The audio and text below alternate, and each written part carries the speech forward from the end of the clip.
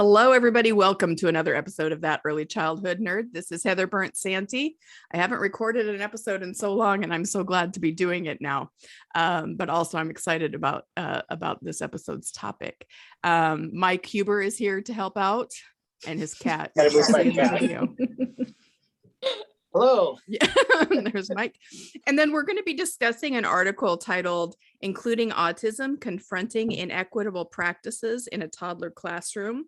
And we have the two authors of this article with us today, Amanda Fellner and Emmanuelle Fincham. Sorry, I couldn't read it off my screen. So I'll just let each of you introduce yourselves, tell everybody about yourselves a little bit, and then we'll jump into our quote. Do I need to assign? Emmanuelle, would you go first, please? I'll start. Hi, I'm Emmanuelle Fincham. You can also call me Emmy. That's if Amanda refers to me, that's what you'll hear from. Oh, okay. And yeah, I have been an infant toddler teacher for about 15 years now. And most of my work has been with toddlers, but I'm back with infants currently. And also a teacher educator. I've done some adjuncting here and there and looking to shift into the field a bit more once the job finds me, I guess. I'm in that process now. But yeah, I think just while we technically we're not technically an inclusive site, as you might know in the field as more full inclusion, where you kind of have the services there. Mm-hmm. We have always been open and wanting to include children of all abilities. And I think, as we might talk about from the article, we see how the tensions then come up when those kids become defined as something that doesn't fit our center by outside perspectives. So yeah, excited to talk about the work and hear what you guys are doing over there too. Yeah. Great, thank you. And I'm Amanda Fellner. I am, similarly to Emmy, was an infant toddler teacher for about 13 years, and mostly infants, and then a few years with toddlers, and recently transitioned into a lecturer position in the early childhood department at Teachers College. And I'm also the research coordinator of the Rita Gold Early Childhood Center, where I've done a lot of teaching. That's how I got to know Emmy. And so looking forward to having this conversation tonight. Yeah. So before I jump into the quote, I wonder if Mike, you would do this too, if you and I could just talk about why this is sort of a topic that's interesting and that we wanted to talk more about. Sure. And I'll go first because it's my show. And now I'll lose my voice after all that big talk. So autism in general is not I don't have expertise in autism specifically. I have a special education minor, which basically taught me about all the laws that led up to where we are now, and not really much about how to really do it. But in a recent, I'm a program chair and instructor at a community college now. And before that, I was in a speech language preschool clinic at Purdue University. And I didn't expect that autism would become a thing. I didn't know that was something that speech language pathologists would provide, services for. So I learned a lot in those 3 years, and I want to keep learning more. They did not do ABA at the preschool, but I learned more specifically what makes me sort of uncomfortable about ABA. But then also it seemed like even the really gentle therapeutic activity kinds of things for preschoolers, for autistic preschoolers, sounded fine when I read them. It'd be like, okay, I can make that line up with my belief, until I saw the eyes of the children who were being asked to change themselves for everybody else. So I'm just here to hopefully learn more. And the article was really wonderful for me. So now you can go, Mike. Okay.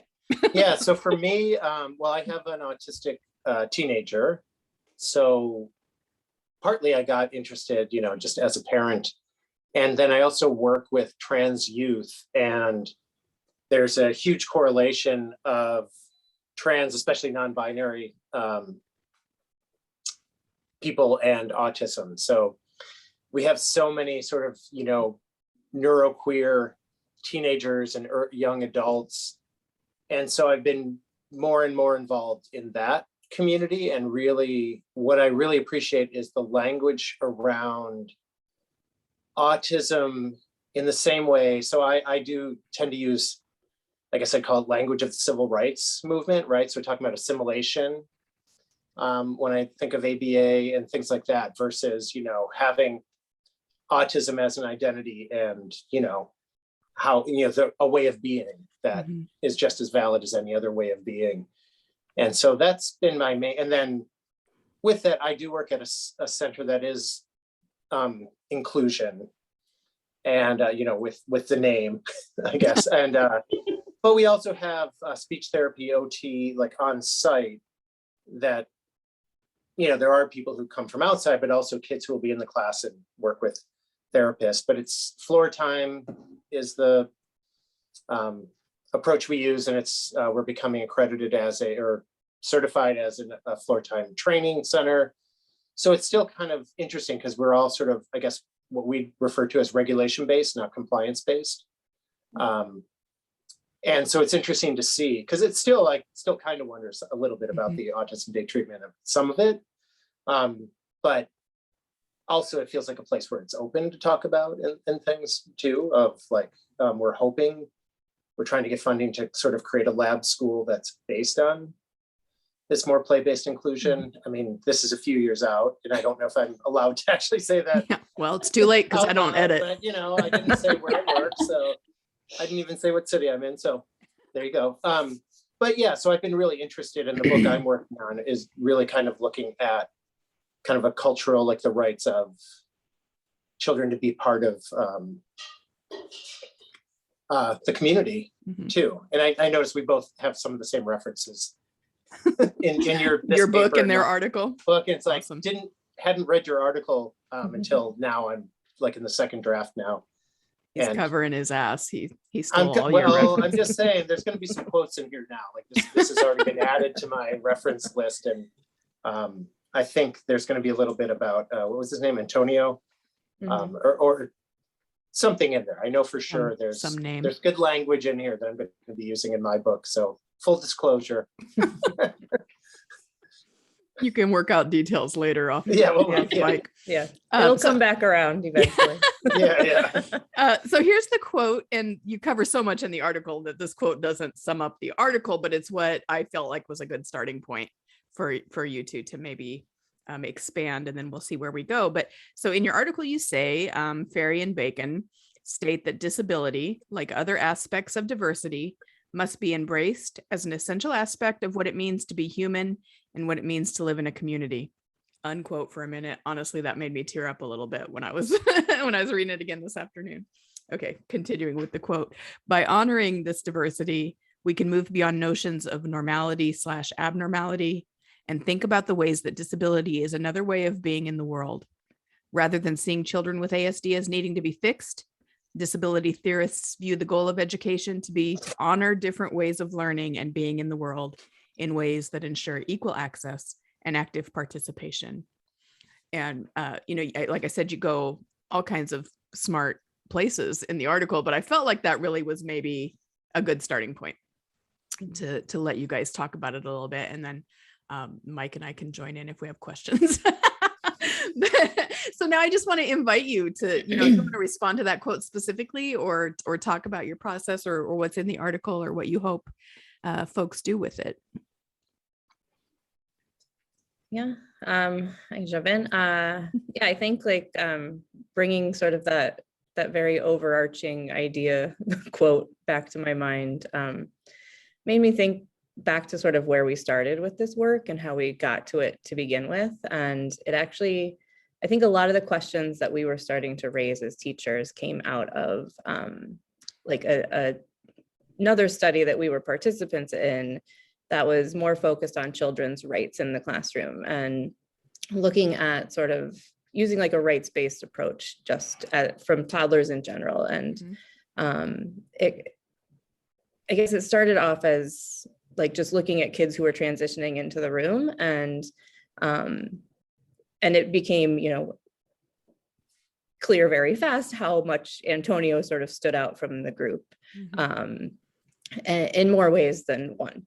And, you know, so we, you know, I think as we started to shift our brains and our gaze towards this sort of child's rights idea, it really opened up so many more questions than, you know, and this wasn't early in our work as teachers or teachers together. Like this was later in our careers that we just started raising these questions. And but I think it took that shift in the gaze to be able to see, like, all these things we told ourselves was what we were supposed to do as teachers, to support children in their development and, like, you know, get kids prepared and help them, you know, be included by being more like the normal child, quote unquote, you know, that's what we were taught. That's what we came to know. And just when you start to think about it as like, but what is that doing to this child's, like, rights to be a child, like right to play, right to a childhood? You know, I think that's really where we were able to start bringing these deeper questions and see it in a whole new light. So. And that idea of inclusion versus, and this is not your phrasing, but what I thought of was as sort of an opposite, or sort of the way I've seen it happen more often is tolerated. Like we'll call ourselves inclusion because that might give us some funding, or that is a good marketing tool, or we believe in the mission, maybe even. But what it really ends up looking like is we'll tolerate you as long as we can tell you're trying to be like us. And that's a difficult thing for most humans to do, but especially toddlers. And it sounds a lot like racial inclusion too, doesn't it? Right? Yep. Yeah, I talk about inclusion as inclusion often means you're allowed in the room, and that's about it. And there's always that as long as when we're. And I think it's inclusion versus including. You know, it's not like they talk about including children. It's like, it's just sort of, yep, come on in, just act like us. Yeah. We jumped in before you got to talk, Amanda. Yeah, sorry. No, it's great. I appreciate it. I love the conversation already. No, I think just building off what Emmy said and what, you know, you both are also speaking about is just this idea that I think Emmy and I, well, particularly myself, but I think Emmy as well, not to speak too much for you, but really struggled with this idea of what behaviors were allowed in our classroom. Right. And what was permitted and where would we intervene, sort of, and what was that line, you know? And I think, you know, in the article, we talk about lunchtime as being like the main point of like where we said, okay, this is one moment where Antonio is going to join the group. And it gave us so much, like, we talked about this for weeks, months, and years. You know, we still talk about this moment, these moments of encouraging him, forcing him to join the group and be a part of the group at the table, and how we thought in many ways we were doing something good. You know, we were helping him to eat. We were helping him to be part of the community. We were helping him to ask for things that he needed. And yet this tension it caused in ourselves and in the way we saw him responding to that, it's something I still question, you know, whether, you know, how do you include without sort of diminishing who someone is and diminishing someone's right to say, I don't want to be here and I don't want to do it this way. Yeah. I remember very early on at the speech and language preschool. So I was the early childhood specialist, and then there was a speech language pathologist who worked with us. And honestly, I love the program. I loved my time there. I learned so much. But in those first couple of months, the SLP and I were both brand new after sort of 20 years of someone being in the roles before us. And we each came in all excited about how we were going to change it up and do our thing. And I remember a conversation where I was really arguing in favor of more free play. And she came at it from her perspective that there needs to be some guidance for these children who are getting speech and language therapy from us. And I remember she said, I just don't feel like you're supportive of special education. And I said something like, well, I guess I'm thinking about how a label suddenly makes us forget everything else we know about child development and how children learn and what they need because they have this different label. And we focus so much on the change that we see needs to happen because of that label. And it was a hard first 6 months probably of us navigating that together. Yeah, I was going to ask either Amanda or Emmy, just because you do use the term medical model of disability. And I think that's a really important thing because to me, what I heard was, Heather came at it from a social model and the speech language pathologist came at a medical model. But like what you use the term a lot in the article. So like, can you talk about how you see those terms or how the concepts, whatever? Yeah. I highlighted something about that, so I'll read that and maybe that'll be a jog for everyone. But decisions about types of treatment are often ensconced in a medical discourse that emphasizes abnormality and points towards notions of treatments and cures. Yeah, well, I think it points to the issues in the field, and your story, Heather, was just a perfect exemplar of that, where it is, I think like the general education side and the special education side have been just fundamentally constructed from completely different knowledge bases. And even though there's overlap, like you still have like special education departments, like in early childhood school, like schools of education, they're completely separate. And there's very little, even if people are getting certified in both, which a lot of early childhood programs are doing now, there's not a lot of interaction between the two schools, right?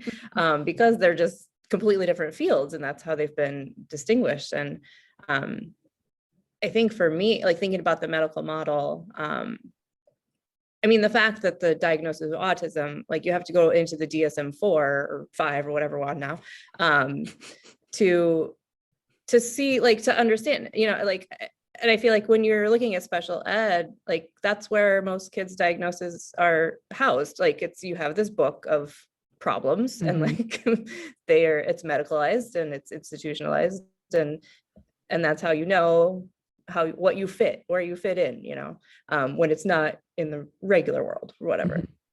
And so I think, in my own practice, I've experienced that in my student teaching. I did one semester in a therapeutic preschool that was housed in a hospital. And I was like, these kids didn't get to play. Like they didn't get to play. They did 5 hours a day of intervention. A lot of them were on a bus for up to 2 to 3 hours a day back and forth, like to get to this preschool. And, that was their life. And it wasn't, from a sociocultural approach at all, the way that they were looked at. It was very much like, we need to fix these children, and what can we do to fix them? And the 5 minutes of play that they got every day was for the teachers to, rearrange everything and get the next, treatment ready for them. Yeah. Mike's cat's back. Yeah.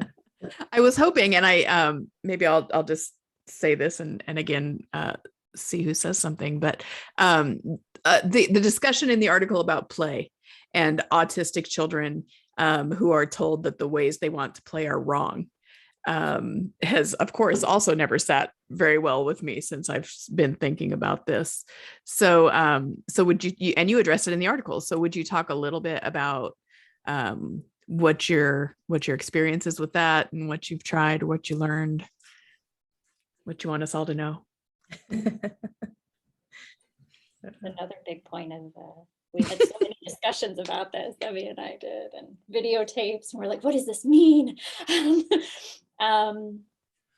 Just I think that there were so many things that we thought were interesting in Antonio's play, and just cool, and we were like, oh, this, he's doing this with the, the symmetry, and this is like really impressive, and his ability to just pick up that symmetry in the world and just see it in front of him and put it there. And we were like, this is amazing. And then we start Googling, and then it's like, oh, wait, maybe this is not so great, And so then we're like, should we stop this? And then we're like, but then we have this tension again of, well, why can't we just let him play?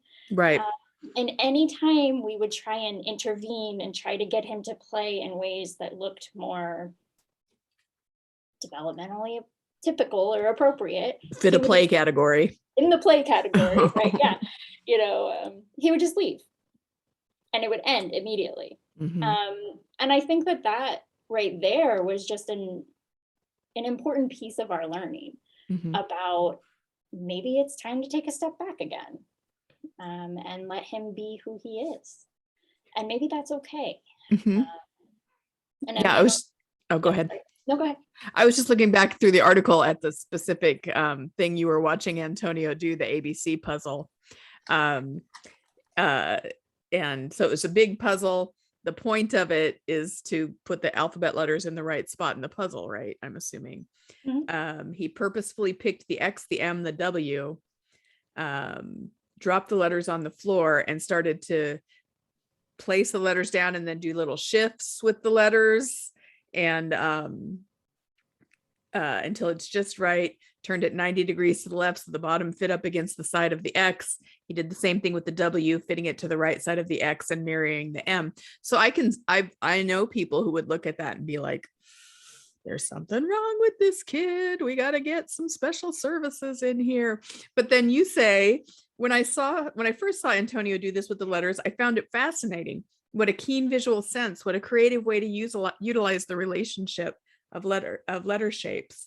And I just thought it's something else you say in the article is the way we think about these children is going to determine the kinds of supports we think they need. And so if you're curious and interested in that play, you're going to let them do it because you want to learn more about it yourself. But if your only mindset is this isn't normal and I need to teach him to be a normal player, then you're going to have a completely different approach. Yeah, I think, and that's where like a lot, like this piece has really put me like sort of on a like diving board into like the pool of autistic play. And I'm working on some writing now that's going back to my own teaching experiences with other children, including Antonio. But like re-looking at their play and behaviors that I didn't necessarily define as play when I worked with them, and sort of re-theorizing that. And I hope to do more work around that in the future. But I think, like you said, it's like until that day, I don't know that we would have started thinking, it's like because you're told, the therapist come in, you're like, oh, like he's stimming, like we have to stop that, like it's stimming, right? No, it's play. Like, and I think like when you are prepared, like I was prepared as a special educator, like I did a dual program. And I was taught all about stimming, and I was taught about, like how it just becomes like a hindrance to their learning and this and that. And I was never taught that this is how some children play. And I was never taught to look at it as play. And I think that's really a space where we can help shift the gaze a bit. And I think it's, it goes back to then the medical model comes into your classroom when the therapists start coming into work, and they tell you and they tell the parents that whenever you see him doing this, make him stop, like intervene. And you're like, but why? Right. But it feels unethical. Go ahead, Mike. Well, I was going to say, it seems like it's that same ableist notion. I feel like that, like with deaf children, where for the longest time it was like, well, they need to lip read because they need to be able to communicate like us, the hearing community. But instead of, oh, signing is also just as valid. And if anything, it's more, it's less stressful for the child. They can communicate with other people in their community. The hearing community can learn, but like the same idea that like, oh, that's not play and we have to stop it, versus, just like allowing it and seeing it. I guess the way Emmy was saying, that it's a valid form of play, but it is different, but there is an ableist notion of, but it's not the right way to play because it's not the way whatever percentage of people do it. Yeah.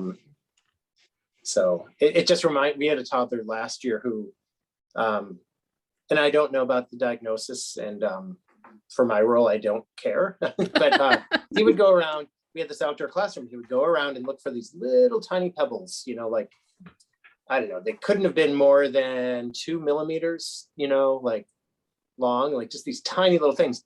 And he would go around like, oh, and he'd bend down and pick it up. I followed him around with the camera for like 10 minutes. And what he would do is he'd do this for 5-10 minutes. And then he'd go to this one teacher she'd kind of be sitting there with these other kids, like just one of those dream toddler teachers, and he just like, and as he's walking towards her, she's like, what do you have for me this time? And she holds out her hands, and he would just like put the tiniest things, like, oh, that one's sort of reddish, and this one. And like, he would just sort of smile, and then he'd go back for another like 10 minutes. It was just, it was just so cool to see how much she just valued like his way of doing things. Other toddlers I can't remember offhand that when I was watching that time, but we're doing other toddler things. But I just loved the way she like was so just present for him. And he was so excited to show her the rocks, which is, I just read recently, one of the love languages of the neurodivergent. I found this rock and Love thought it. you'd like it. Yes. Nice. I love getting rocks. I would be a perfect match for whoever had that love language. Excuse me. It seemed like I had a question that has disappeared.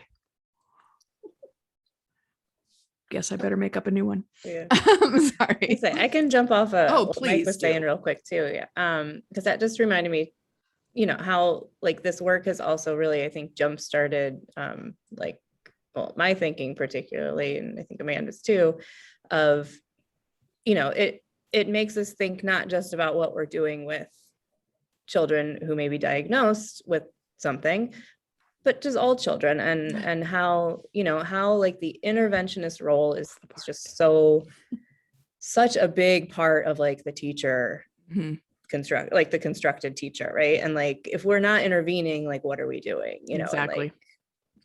Like how are people going to judge our teaching if they don't see us like teaching them something, and so it's really, opened up that conversation for us beyond disability, and just, just how stifling, and interruptive like our work as teachers can be to children a lot of the time, which even in a play-based, very progressive classroom, yeah. But a lot of classrooms aren't play-based. So if we think about a classroom that already, for their, what they call their typically developing children, already don't value play and have that interventionist mindset as teachers, then of course they're not going to be able to look at autistic play differently, like you suggest, because they already are sort of biased against that kind of play. But that's the next part I wanted to get to in the article. Not exactly that, but you do ask, how were these practices constituting their idea of who Antonio was, talking about the other children, and the idea that these things that we're doing to try and make Antonio more like other children are actually stigmatizing him maybe with those other children and doing more damage, even if that's a good goal to have. That wouldn't be the way to achieve it. Mike, you're nodding effusively. Well, so I think it was 2 weeks ago, I was in a classroom for a while, and there's this one child, non-speaking autistic, who likes to sort of just, he always wants like contact, pressure, it's like always kind of doing things. And so we were in the classroom, and he climbed up on a shelf, and those preschool shelves, so 2 feet off the ground maybe. But so his whole body was on the shelf vertically, or no, horizontally. It's like his belly, legs were on the shelf. And it's like, oh, and then he's playing. And all of a sudden it's like, he's not needing the like pressure of like pushing other kids or anything. He's got it. And then there were these action figures, like superheroes, and he would have one in his hand. I put another one on the shelf to see what he'd do, and he knocked it off and smiled. So I put it back on the shelf. He knocked it off. And this neurotypical child came over and just said, oh, you should give him more of a challenge. And all I said was, really influenced by the book, What Makes a Difference, Including All Children, or whatever. Anyways, I'll look up the title later. But I was like, oh, well, I think he's really liking watching how it's flying through the air. And so the girl's watching, we do it again. It's like, oh, he's really good at that. Get me the rest of the basket. Let's get more of these fake, superheroes. And so then she did it for like 15 minutes. She would just put the things on and he would whack them off. And it was just that thing of, I think the teachers who were in there like hadn't tried to value his play. It was more like, well, he's at least not interrupting anyone. And I always try to find out, how do I get a child connected with another child if, without like forcing it, but if that's what they want. Yeah. Building bridges is like sort of the way I refer to it. And so just explaining it to this other, 5-year-old, she said, oh, okay. And suddenly they were playing together in this way that, she was really into it. So it just, when you were talking, it just reminded me of that particular instance. Because like the teacher has to value it first, usually. Sometimes kids will figure it out without the teacher. But, that some kids need a little bit of an explanation, like, oh, this is the way he says hi. This is the way he, whatever. We had a child who needed everyone to say hello before he walked through the door. Yeah. And at first the teachers explained it, but within a week, the kids, oh, he's here, let's come over. They'd all go over and like, I love that. Each say hi, and then he'd walk in. So, but it's like that, but you do, the teacher has that role. First, of course, they do have to value it themselves, but then helping other kids value play that might be different than theirs. We got to let the company talk for a while now, because we just took a lot of time. Sorry, that was a longer story than I meant. Yeah, I mean, I think we had those conversations a lot with the kids and with each other and with the therapists that were in the classroom. I have a vivid memory of one of our kids who was neurotypical. And he was like, why does Antonio always, run across the room at you? And I was like, well, it's just what he likes to do, or like he'd ask like, why does he talk like that? And he had a very scripted speech. And I was like, well, that's just, Antonio likes to talk like this. He really likes to watch these shows. And we would bring that into the classroom. Emmy and I watched so many great YouTube videos. Sometimes it's the way to understand, what they're trying to communicate to us, and it helps the relationship. And why they have a British accent sometimes. We didn't have accents, but we had kids who always went on holiday because they watched Peppa Pig. So they were always going on holiday instead of vacation. But yeah, I mean, I think for us, it was this idea of building community was really important, and of trying to find ways to have the kids connect in meaningful ways, whether that just be playing with similar materials or being nearby, of trying to find ways to not exclude Antonio in our classroom. And I think that got really hard when some of his therapists then wanted to pull him out. And this idea of working with him in the classroom in a social setting was like very unusual to them. And for us, he was receiving like 4 hours a day some days of therapy during our class day, and we were just, you can't take him out for 4 hours a day to sit in the kitchen but with a therapist by himself, and also the other children seeing that, and they, then that's part of that stigma. There's something different about Antonio. So, I mean, if you want to build on that. Yeah, I mean, I was just going to add too, not to like harp on therapists, but with this particular child, in particular, like we just had a lot of mismatches, and it was unfortunate for his experience and ours.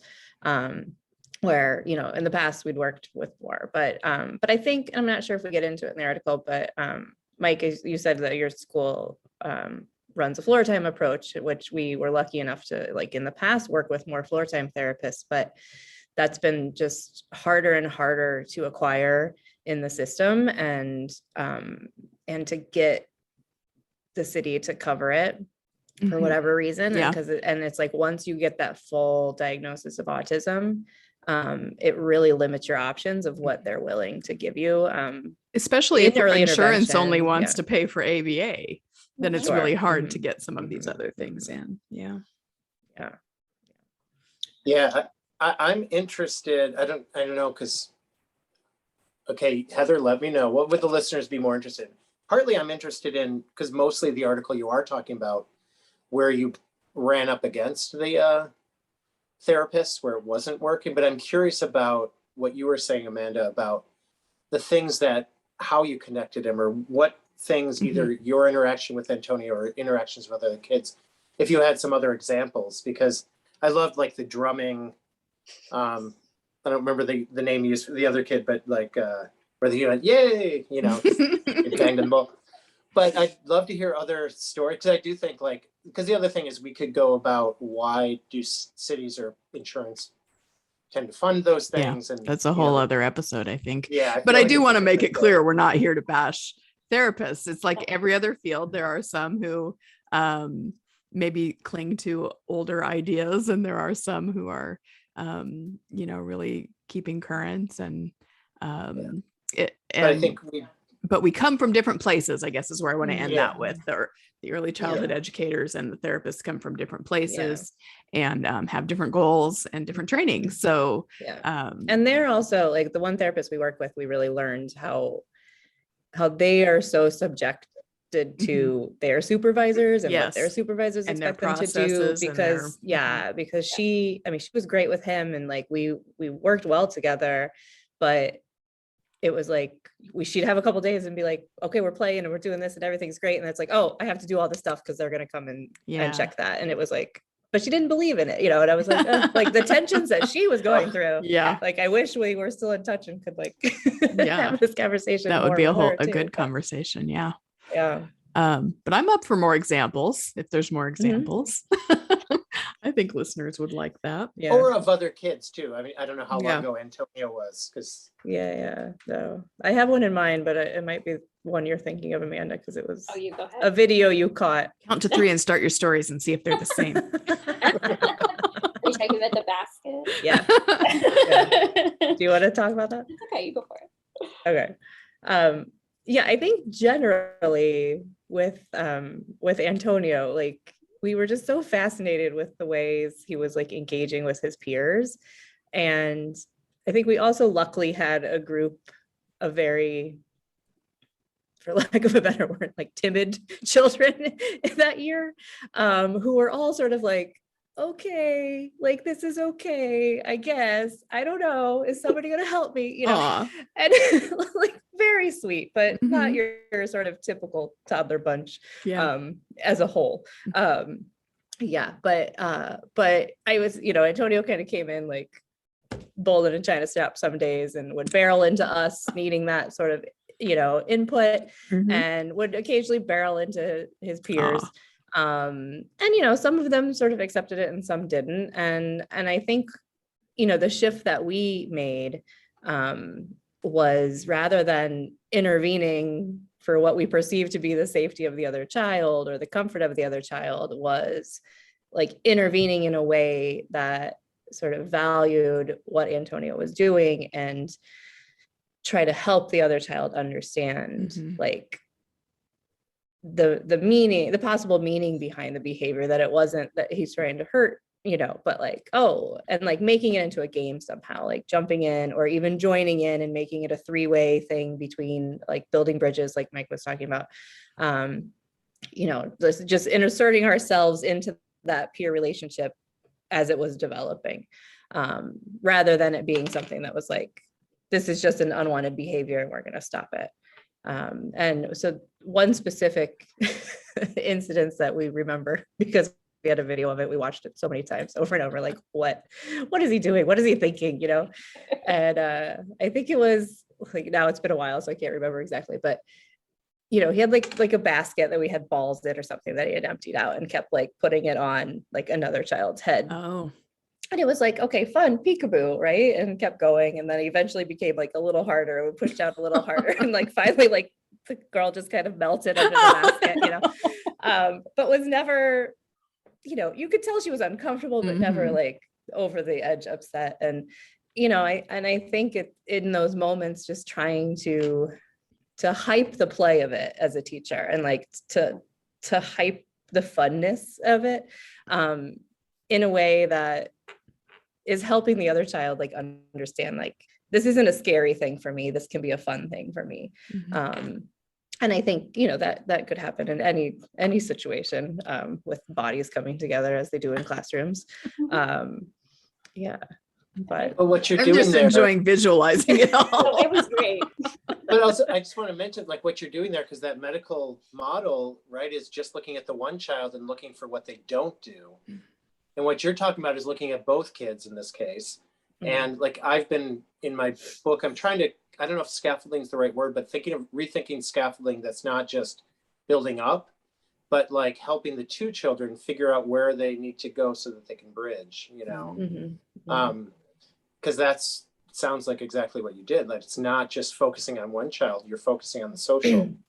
And that requires talking to both kids in different ways. Yeah.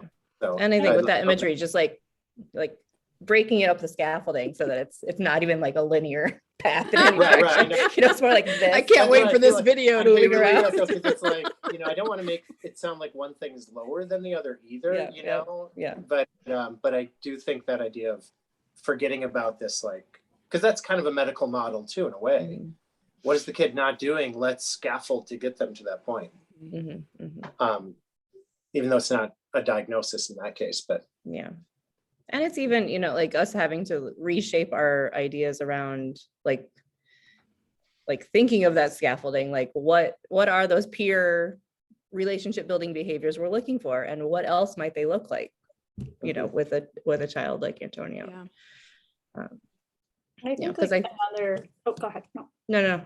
Well, I was just going to say like another way that like I think we attempted to bring his play into the group so that you know, so that the kids saw his play is also valued, was that we would bring in the songs, the videos that he watched, we would play sort of the YouTube videos and just the sound of them, and he would act them out, and then all the kids would get in and start acting them out, and we would have this whole like toddler classroom acting out these like videos that like they were so just not typical like toddler videos that like, I mean, I don't know, I've never heard of them before. They were like these cartoons that just weren't like mainstream at the time. But then the whole toddler room became a part of it, right? And those songs became a part of our classroom culture, and it was because he brought them in. And I think that was like, I mean, that was a very small thing, but it was a way that it was a big thing. Small and yet big. Yeah. but it was our way of like attempting to bring his interest and what he valued really into our classroom community. And I think the kids really loved that. And it's a little bit I still remember him like skiing on brooms in our classroom. Do you remember that? Because that was in his video. And then all the kids suddenly wanted to ski. So we had a whole toddler classroom of skiing like toddlers on brooms. And it was just, I don't know, it was lovely. I want to play. But that's a totally different way, because one of the responses I see, or one of the techniques or strategies, whatever you want to call it, that I see is, well, find out what they're interested in, and then that's what you use to modify their behavior, instead of find out what they're interested in so that we can join him in it, so he can share it with us. But that's not how it usually goes, I don't think. Yeah. And I think that's like, I mean, I think we wrote about this, but in that, I don't know, because now it's like I write about this in other places. But just sort of the notion of like, when you have, you know, an emergent curriculum style, which we stand by. I think the question of like emergent for who comes up, and then, yes. and those were the answers we were trying to find out with bringing this stuff in for him. Like how does his voice come into our curriculum in that way when it's not as easy to pick up on it as we have in all these years? And another quick example, this from another child that I worked with years and years ago, who spun plates on the table, like quarters, but like big plastic plates. We had a spinner. Yeah. And, I mean, that was like textbook stimming, if you will. And one of those behaviors we were told to stop. But, even if you stopped it, he would find something else. We took out all the plates. He found something else, like you couldn't, it was his play. That's what he wanted to do. Right. And it was like with me and another co-teacher, like at one point, just realizing that if we just kind of got in with him and started looking at it and started thinking about like, why is this interesting to him?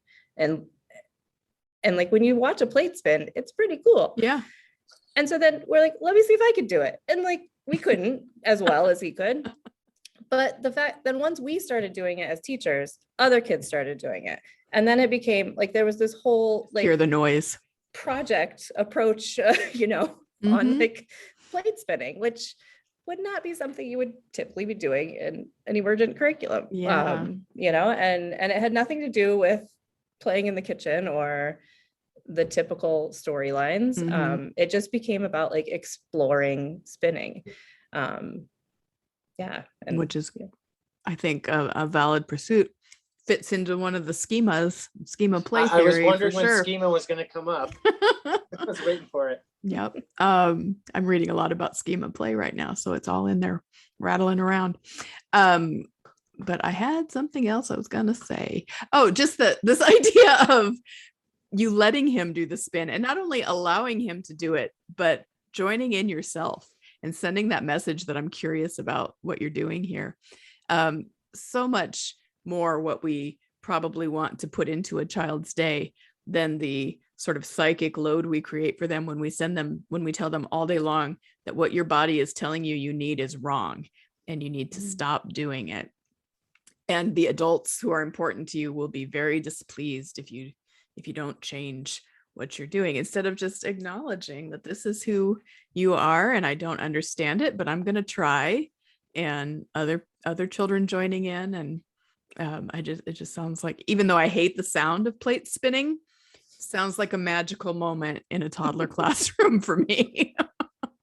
And I'd like to point out too, just because I talk more with autistic, early young adults, early 20s, teenagers too, but I've never heard anyone talk about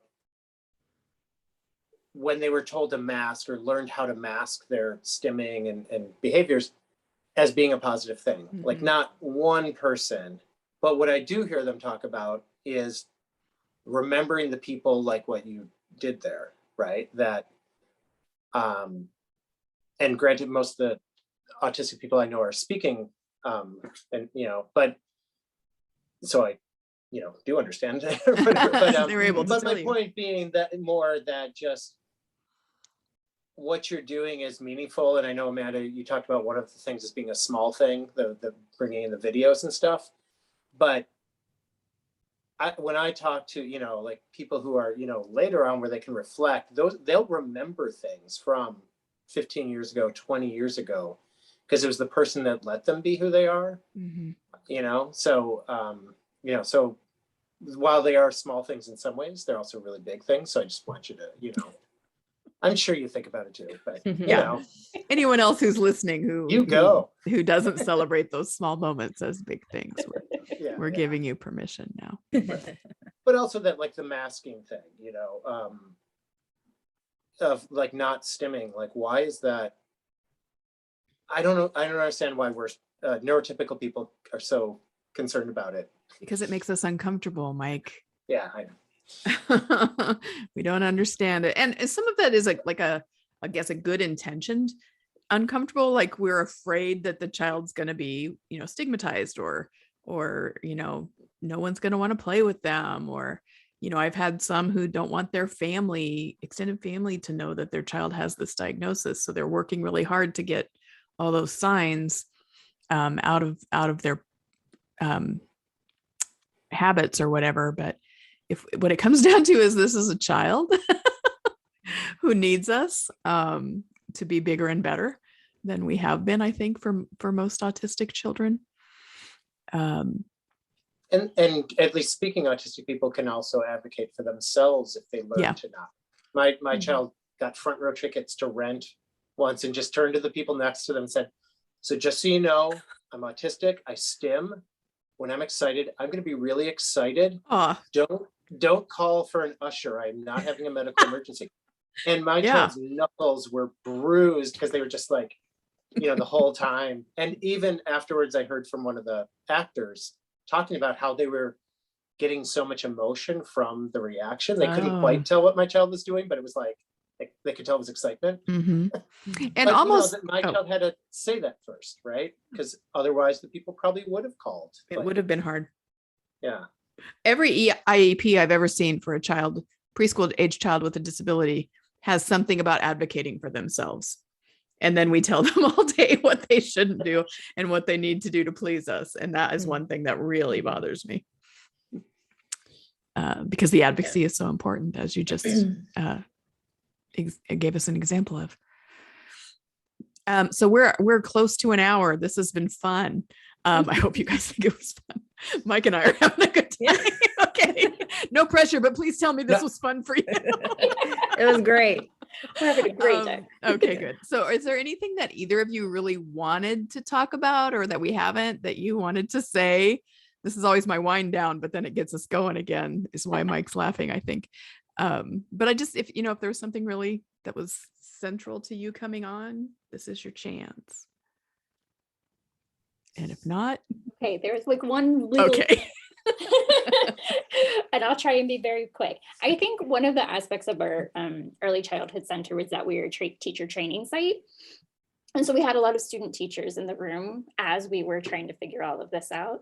And I think that there's a certain responsibility we have in training future teachers to have these conversations with them around even the discomfort we were having, to be really open and honest about that, and the complexity of the situation that was in front of us, and how teaching isn't so neat and tidy as it seems in a teacher training program. And you're going to be hit with these things that make you uncomfortable. And you have to think about how you're going to respond. And that lives with you. And the choices I made in those moments still live with me. And I still talk about them with my students. And I think it's important that that we remember that as teacher trainers, it's also a really critical piece of thinking about our own practice. Yeah. I think it's hard for some people who are not in the habit of being reflective just generally to be told, we want you to be a reflective teacher. We want you to think about your practice. But when they hear examples like you have both shared about your own sort of evolution and thinking and the way you reflected on what you were seeing, it becomes a little bit more real. So I think you're right. I agree with that 100%. Yeah. And what it does too is like there's going to be, well, one, autism looks different every time, but even you'll have other kids that have something different, and like the reflective piece, you're always going to be open to, oh, everything I used to do, maybe that doesn't make sense for this child or this class or whatever. So that, that's, I like that a lot. All right. Well, thank you both for being on. This was great. The article is open access, so I'm happy that the readers will be, or listeners will be able to find it easily. Sometimes that's a challenge when we do article conversations. So thank you for that too, if you had anything to do with that. And last Thanks thing, to Mike, Bank Street. Yeah. Bank Street. Yeah. Are we wearing the same nail polish, Mike? It looks like maybe. Oh, Very I got them from Micah. Yeah. Color Street nail strips, everyone.